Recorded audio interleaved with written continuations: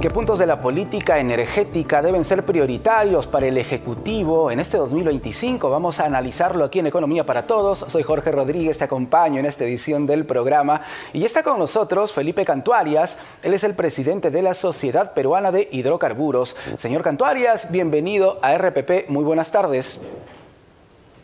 Jorge, ¿cómo estás? Muy buenas tardes. Muchas gracias por la entrevista. A nivel general, ¿qué balance podríamos hacer del año 2024 en el sector hidrocarburos, señor Cantuarias? ¿Fue un buen año, un mal año, todo lo contrario? ¿Cómo lo analizamos? Bueno, el 2024 fue un año importante para la industria energética del país porque se cumplieron 20 años del inicio de operaciones de Camisea, que coincide con lo que hemos llamado la primera etapa de la transición energética en el Perú, que permitió que el gas natural llegara a casi el 90% de los usuarios en Lima y el Callao y se convierta en casi el 50% de la generación eléctrica. Pero también el año 2024 nos permitió entender la importancia de acelerar la transición energética en el Perú si queremos garantizar la competitividad económica, la descentralización de nuestro país y asegurar también lo que se llama la seguridad energética. Y Jorge, ahí lo que me permito señalar es que cerramos el 2024 con 3 tareas pendientes. Una primera es cómo llevamos el gas natural, energía que producimos al 100%, que tiene precio regulado y que es ecoamigable a todas las regiones del país, lo cual, como sabes, es no solamente un anhelo, sino una justa exigencia de todas las provincias y regiones de nuestro país. Eso claro. Sigue siendo una tarea pendiente. El segundo es que el Perú sigue siendo un importador neto de combustibles. En buen castellano, el Perú importa el 75% del diésel y las gasolinas que producimos, lo cual nos genera una enorme exposición al vaivén de los precios internacionales y también a la geopolítica, más aún ahora con la asunción de un nuevo mandatario en Estados Unidos que genera un periodo de incertidumbre y también de oportunidades. Eso también, Jorge, es importante tomarlo en consideración porque el Perú sigue además dependiendo muchísimo de diésel y gasolinas que son energías contaminantes. Ajá. Que permiten contribuir con nuestro compromiso de reducción de emisiones. Y el tercer tema que quedó pendiente es cómo hacemos para avanzar hacia una matriz energética más balanceada donde podamos aprovechar todas las diferentes energías que tiene el Perú. No solo el gas natural, como hemos dicho, es la energía líder porque es la que producimos, sino también el GLP, las energías renovables, el hidrógeno de bajas emisiones. ¿Cómo podemos generar una matriz energética que permita que el Perú tenga una ventaja competitiva en relación con los demás países de la región? Y eso es la tarea pendiente con la que iniciamos este 2025, Jorge. Y sobre esos temas, si hablamos de la masificación del gas, ¿por qué es importante priorizar esta medida para beneficiar también, especialmente, señor Cantuarias, a las familias más vulnerables, ¿no? Que son las que más requieren precisamente de este tipo de energía? Efectivamente, Jorge. Efectivamente, Jorge. La masificación del gas natural es fundamental para eliminar lo que se llama la pobreza energética en nuestro país. Sí, señor Cantuarias. Parece que hemos perdido momentáneamente la comunicación. Estamos conversando con Felipe Cantuarias, presidente de la Sociedad Peruana de Hidrocarburos. Él ha mencionado hasta 3 puntos importantes que están en agenda, o en todo caso son puntos pendientes que deben ser priorizados en este 2025. Sí, señor Cantuarias, estábamos analizando estos 3 puntos que usted ha mencionado y habíamos arrancado por el tema de la masificación del gas, porque es importante priorizar que este tipo de energía llegue especialmente a los hogares más vulnerables del país. Jorge, es muy importante que todos los peruanos comprendan que el gas natural es una energía que producimos al 100%. Gracias a Dios tenemos todavía reservas por los próximos 15 años y es una energía que es muy barata porque tiene precio regulado. Es la energía más barata.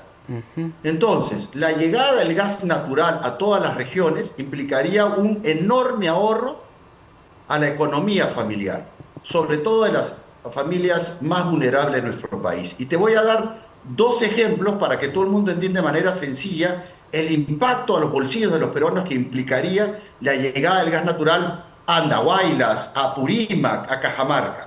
Claro. Hoy, un hogar en cualquiera de estas regiones que tiene una terma y una cocina a electricidad paga 205, 210 soles mensuales. Si la tiene a GLP, va a usar balón y medio, dependiendo del número de personas en la familia, que le va a costar alrededor de 80, 90 soles. Con el gas natural podría pagar 49 soles. Es decir, el 25%, se ahorraría el 75% Claro. que iría a los Claro. bolsillos. Si lo llevamos a un taxista, Jorge, un taxista hoy que recorre 100 kilómetros para llevar a sus pasajeros y tiene un carro a diésel o gasolina, se ahorraría entre 1.000 y 1.200 soles al mes. Esto quiere decir, si lo anualizamos, se puede llevar hasta 15.000, 18.000 soles de ahorro que van a la economía familiar. Si además a esto le sumamos, Jorge, las MIPES, las pequeñas y microempresas de nuestro país, que son la gran mayoría, tenemos cientos y miles de MIPES, panaderías, pequeñas carpinterías, se pueden ahorrar entre 70 y 80% el costo de energía. Hoy, por ejemplo, Jorge, un pequeño taller de carpintería en una región del país paga por energía hasta 80% más que un taller de carpintería en Lima. Entonces, nosotros decimos, ¿cuál es el principal obstáculo a la descentralización económica de nuestro país? A todos aquellos que tenemos familia provinciana, Ajá. siempre nos hemos quejado del excesivo centralismo de Lima. El principal factor de centralismo es el costo de energía. ¿Cómo vas a poner una industria en Arequipa, de donde viene mi familia, o inclusive Chiclayo, Trujillo, que tienen muy buena infraestructura, están en la costa, tienen puerto, tienen aeropuerto, tienen carretera? Pero ¿por qué las industrias no se van a estas regiones? Por el costo de energía. Porque termina siendo Hay para un una problema industria, bastante por grande, ejemplo, claro. hasta 170% más caro. Entonces, la masificación del gas natural es fundamental para cumplir tres objetivos del país. Competitividad económica, para seguir siendo competitivos, para que las industrias se puedan ubicar en Arequipa, se pueden ubicar en Trujillo y podamos desde ahí ser competitivos. Segundo, descentralización, que es fundamental para nuestro país. Pero tercero, Jorge, es seguridad energética. No seguir dependiendo de la importación, que nos hace muy vulnerables a los precios internacionales y también al hecho de que cuando hay problemas de conflictos hay dificultades de abastecimiento, ¿no? Sí, definitivamente. Y precisamente cuando hablamos de la importación de combustibles, tenemos que hablar también de subsidios, señor Cantuarias, subsidios que han representado una cantidad muy grande de dinero que podrían muy bien ser estos montos utilizados para otros fines, por ejemplo, las obras que tanta falta hacen en el país. Sí, Jorge, justo el día de hoy hemos presentado un estudio del Instituto Peruano de Economía que señala que en los últimos años el Estado peruano ha gastado... Y la Señor Cantuarias, correcta, vamos, que estábamos realizando con Felipe Cantuarias, presidente de la Sociedad Peruana de Hidrocarburos, sobre la realidad energética de nuestro país. Señor Cantuarias, analizábamos, por favor, el tema de la importación de combustibles que viene realizando nuestro país desde hace muchísimo tiempo, y el tema de los subsidios también. Estamos hablando de montos supermillonarios, que bien podrían ser utilizados para otros fines. Sí, Jorge, me permito simplemente enviarle un sentido pésame a la familia de Daniela Huataz, a quien tuve el honor de conocer, un político pro, una excelente persona, una persona con la cual se podía discrepar con respeto. Así que la verdad que creo que el día de hoy la política peruana pierde a una persona de bien que creo que hizo un trabajo honesto. Así que nada, mis condolencias a la familia. Respondiendo a tu pregunta, Jorge, sí, efectivamente hoy hemos presentado un informe del Instituto Peruano de Economía, del IPE, que señala que en los últimos años el Perú ha gastado 32.000 millones de soles en subsidios ciegos para compensar el costo adicional por la importación de diésel y gasolinas. Este informe lo que nos dice es que el Perú en los últimos años ha estado subsidiando el precio del diésel para todo el transporte de carga y el transporte de pasajeros, pero además que también el Estado peruano ha estado devolviendo el impuesto selectivo al consumo por del diésel. ¿Esto qué nos dice, Jorge?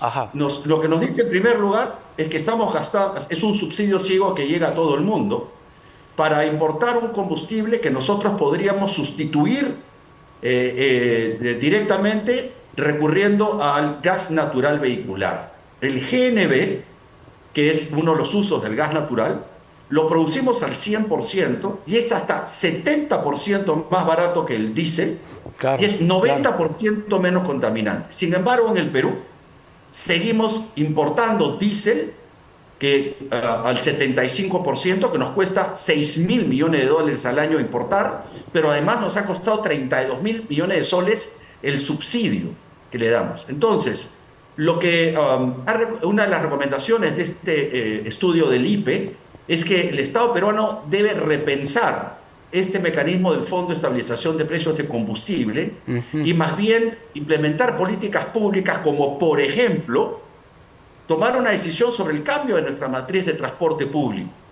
En lugar de ser una matriz dependiente del diésel que importamos al 75%, hacer que nuestra matriz energética pase a ser una matriz de gas natural vehicular que producimos al 100%, lo cual permitiría una reducción sustancial de los costos de los fletes y de los pasajes interprovinciales, pero además reduciríamos en 90% las emisiones.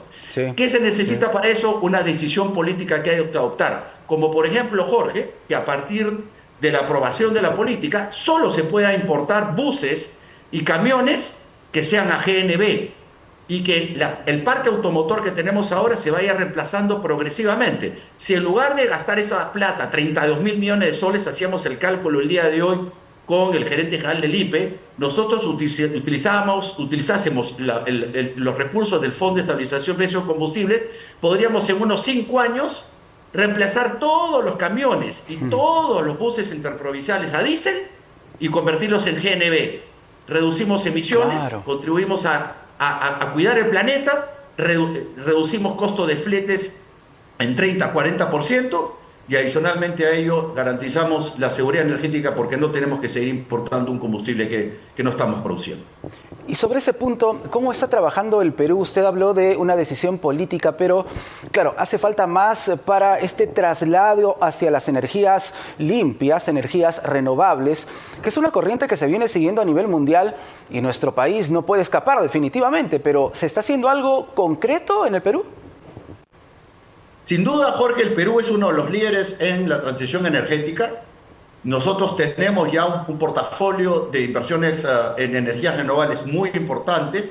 En los próximos años hay alrededor de 12.000 millones de dólares en inversiones en energías renovables, no solamente en solares, en eólicas, sino también en otras energías alternativas. Entonces el Perú tiene la enorme oportunidad, Jorge, y ahí es donde quisiera aterrizar, de construir una matriz energética balanceada. ¿Qué significa esto? Tenemos el privilegio de contar con el gas natural, que es la energía clave. Entonces, el gas natural debe liderar la transición energética y la debemos complementar con energías renovables, que por ejemplo, Jorge, las energías renovables el día de hoy son fundamentales para toda la electrificación rural.